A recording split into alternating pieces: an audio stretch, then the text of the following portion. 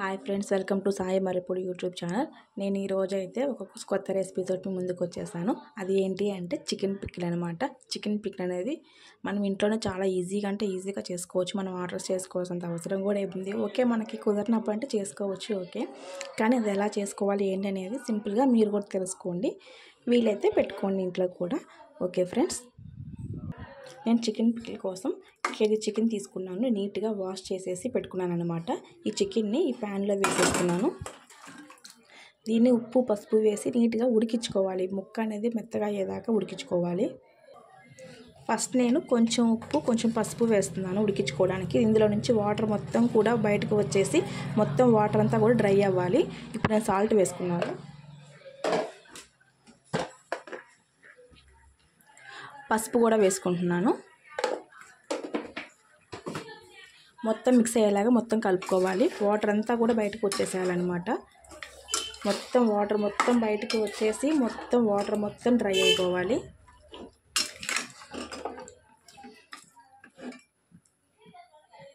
ఇదిగోండి ఫ్రెండ్స్, ఇలాగా చికెన్లో అంతా కూడా వాటర్ అనేది వచ్చేసింది. ఈ వాటర్ అంతా కూడా ఇప్పుడు డ్రై అయిపోవాలన్నమాట. ఇప్పుడు చికెన్లో వాటర్ అంతా కూడా డ్రై అయిపోయింది. ఇప్పుడు ఈ చికెన్ని మనం కావాలి అంటే ఇలాగా మనకు ముక్కలుగా కావాలి అనుకుంటే ఇలానే ఆయిల్ వేసేసి ఫ్రై చేసుకోవచ్చు. లేదు మనకి మామిడికాయ తురుము పచ్చడిలాగా ప్రతి ముద్దలోనూ మనకి చికెన్ పీసెస్ రావాలి అంటే వీటిని ఏంటంటే కొంచెం చల్లారనిచ్చేసి వీటిని చిన్న చిన్న ముక్కల్లాగా అనమాట. అంటే ఇలా కొంచెం క్రష్ చేస్తుంటే ఇలా చేస్తే ఇలా పీసెస్ అవుతాయి. మనకు కావాలంటే చికెన్ ముక్కలు పచ్చడిలాగా ఇలా కూడా పెట్టుకోవచ్చు. నేనైతే ఇలానే పెట్టాలి అనుకుంటున్నాను. సో నేను ఇవన్నీ కూడా కొంచెం పీసెస్ లాగా చేసుకొని మీకు చూపిస్తాను. ఇప్పుడు నేను చికెన్ అంతా కూడా ఇట్లా పీసెస్ రూపంలో చేసుకున్నాను. ఇలా చేసుకుంటే ఏంటంటే టేస్ట్ బాగుంటుంది. అన్ని రకాలుగా టేస్ట్ బాగుంటుంది. మనకి ఏంటంటే ప్రతి ఒక్క ముద్దలో కూడా తగులుతూ చికెన్ అనేది చాలా అంటే చాలా బాగుంటుంది. ఇలా చేసుకోవడం వల్ల ఏంటంటే బోన్స్ అనేవి ఎక్కడ తగలవు అనమాట. ఒక రకంగా చెప్పాలంటే బోన్లెస్ చికెన్ పికిల్. ఇప్పుడు ఇందులో నేను ఆయిల్ వేస్తున్నాను. వేరుశనగ ఆయిల్ మాత్రమే వేసుకోవాలి. పచ్చడి అయినా సరే మేము వేరుశనగ ఆయిల్ని ఇందులో వేస్తున్నాను. ఒక కప్ ఆయిల్ సరిపోతుంది.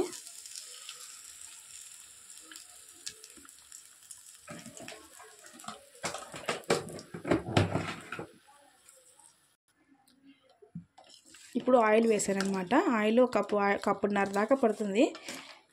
నేను మొత్తం కూడా బోన్లెస్ చికెనే తీసుకున్నాను.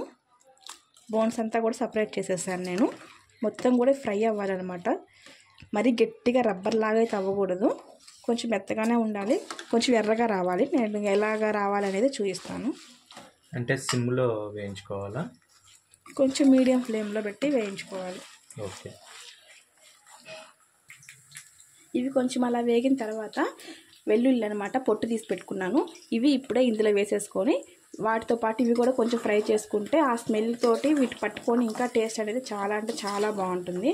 కొన్ని వేసి ఇంకొంచెం సేపు వేగనివ్వాలి. ఇంకొంచెం ఎర్రగా అనేది రావాలన్నమాట.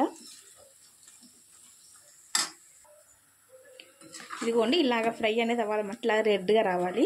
ఇప్పుడు ఇందులో గ్రేవీ మనకు మామూలుగా ఏంటంటే ముక్కలు అయిపోయినా సరే పచ్చళ్ళలో గ్రేవీ ఒకటే మిగిలిపోద్ది కదా. ఇప్పుడు అలాంటి బాధే లేదనమాట. అలా వరి అవ్వాల్సిన అవసరమే లేదు.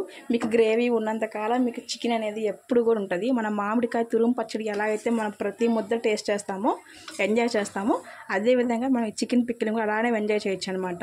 ఇలా పెట్టుకోవడమే నాకు ఇష్టం. కొంతమంది ముక్కలు పచ్చడి పెట్టుకుంటారు, అలా కూడా పెట్టుకోవచ్చు. ఇలా ఫ్రై అవ్వాలి. నెక్స్ట్ ప్రాసెస్ చూపిస్తాను.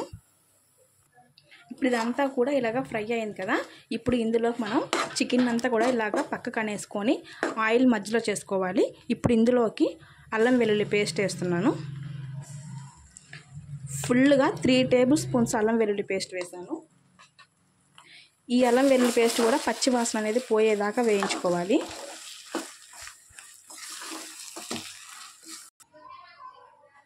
నిమ్మకాయని పిండి రసం తీసుకుంటున్నాను. కాయలు అయితే పెద్దగా ఉన్నాయి.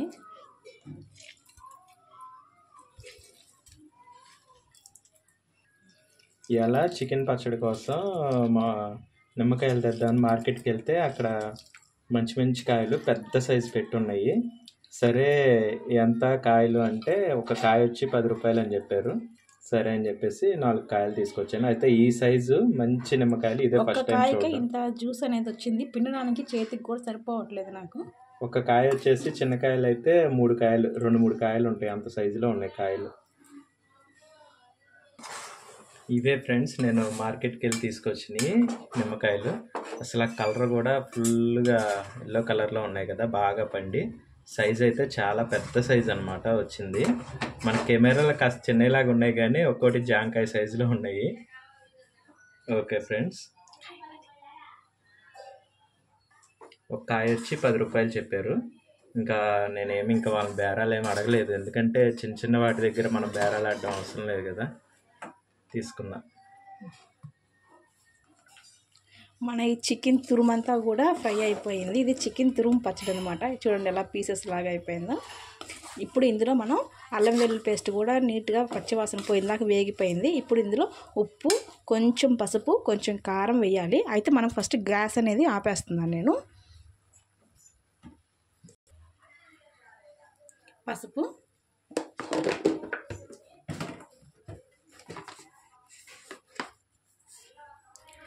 ఇప్పుడు మనకు కావాల్సినంత ఉప్పు అనేది ఇప్పుడే వేసేసుకోవాలి. ఆయిల్ అనేది తక్కువ ఉంది కానీ అది పచ్చడి ఊరేసరికి మనకి ఆయిల్ అంతా కూడా బయటకు వచ్చేస్తుంది అనమాట. ఒకవేళ సరిపోలేదు అనుకుంటే పచ్చడి 2 days తర్వాత మనం చూసుకుంటే తెలుస్తుంది. ఉప్పు, కారం అవన్నీ కూడా అప్పుడు చూసుకోవచ్చు. అప్పుడు మనకి ఏదైనా తక్కువైంది అనుకున్నప్పుడు, ఆయిల్ తక్కువైతే కొంచెం ఆయిల్ అనేది వేడి చేసి మళ్ళీ యాడ్ చేసుకోవచ్చు. ఉప్పు అయినా అప్పుడు యాడ్ చేసుకోవచ్చు. ఇప్పుడు ఇందులో కారం వేస్తున్నాను.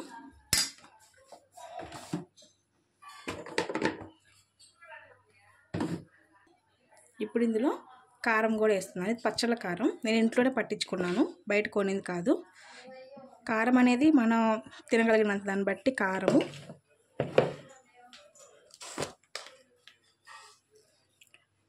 గరం మసాలా 2.5 spoons సరిపోతుంది. ఇవన్నీ కూడా మిక్స్ అయ్యేలా కలుపుకోవాలి. మనకి పచ్చడి అనేది ఇలానే పొడిగానే ఉంటుంది. మనం ఎప్పుడైతే మనం నిమ్మరసం అనేది యాడ్ చేస్తామో అప్పుడు మనకి పచ్చడి అనేది కొంచెం లూజ్గానే తయారవుతుంది. ఆయిల్ సరిపోలేదని మాత్రం అనుకోవద్దు.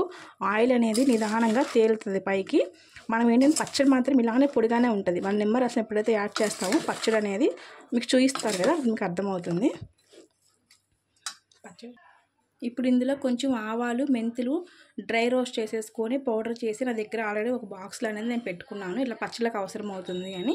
ఇప్పుడు దాన్ని కొంచెం వేస్తున్నాను, ఒక 1 spoon దాకా నేను వేస్తున్నాను. ఇది మిక్స్ అయ్యేలా కలుపుకోవాలి.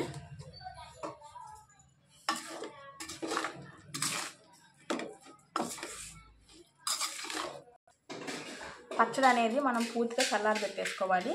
మొత్తం చల్లారిపోయిన తర్వాత ఇప్పుడు ఇందులో మనం నిమ్మరసం అనేది తీసుకోవాలి. నేను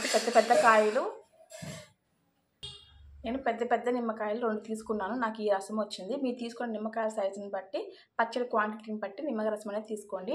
పచ్చడి అనేది మాత్రం పూర్తిగా చల్లారిపోవాలి. మనకి ఏమాత్రం వేడిగా అనేది ఉండకూడదు. వేడిగా ఉన్నప్పుడు మనం పోసాము అంటే మాత్రం నిమ్మరసాన్ని చేదు అనేది వస్తుంది. అందుకని వేస్తున్నాను అనమాట. చూసుకుంటూ వేసుకోండి.